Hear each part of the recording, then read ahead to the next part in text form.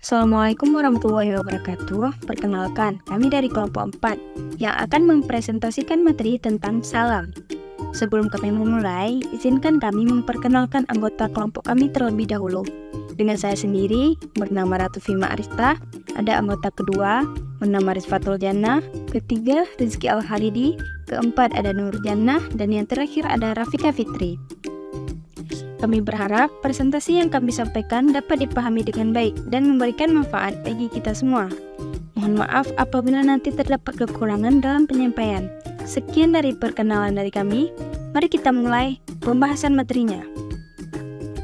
Salam adalah akad jual beli barang pesanan atau muslam fih dengan pengiriman barang di kemudian hari oleh penjual atau muslam ilaihi, dan pelunasannya dilakukan oleh pembeli pada saat akad disepakati sesuai dengan syarat-syarat tertentu.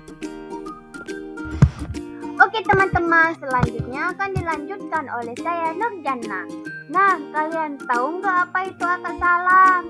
Skema akad salam yang pertama, pembeli memesan barang dan melakukan pembayaran. Ini adalah tahap akad salam dilakukan.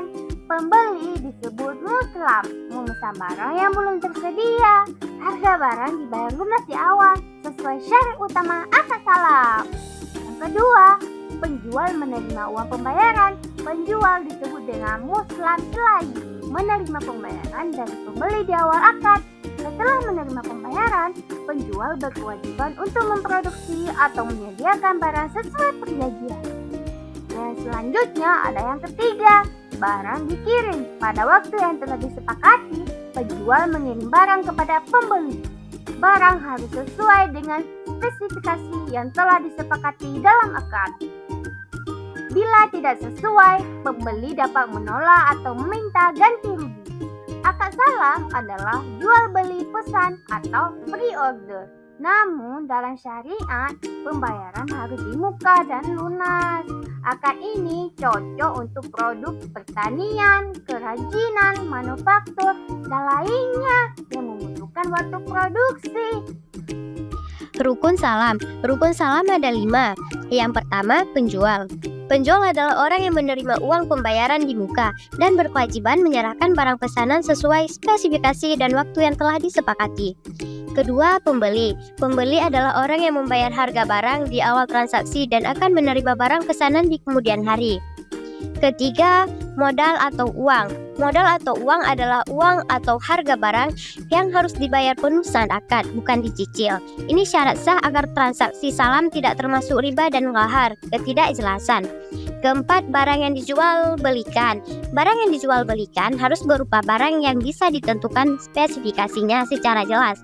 Jenis, kualitas, kuantitas, ukuran, dan waktu bisa dibuat atau disediakan. Kelima, sikhat.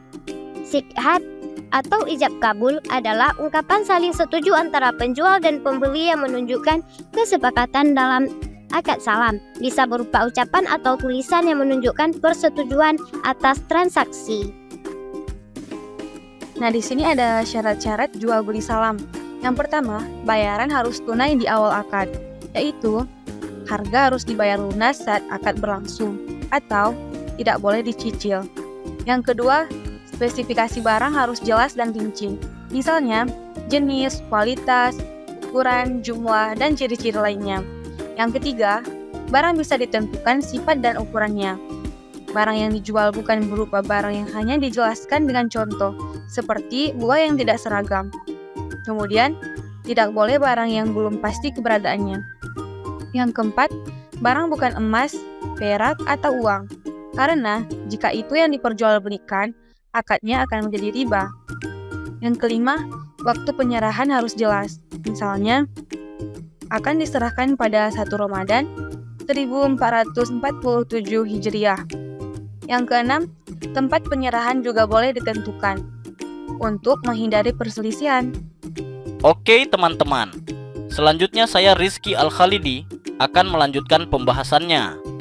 Dalam jual beli salam, bai'us salam, terdapat rukun-rukun, unsur-unsur pokok yang harus dipenuhi agar akadnya sah menurut syariat Islam. Rukun salam. 1. Pihak yang berakad, al-aqidain. Penjual, al-maslam ilaih, pihak yang akan menyerahkan barang di masa mendatang. Pembeli, al-muslim, pihak yang membayar di muka. 2.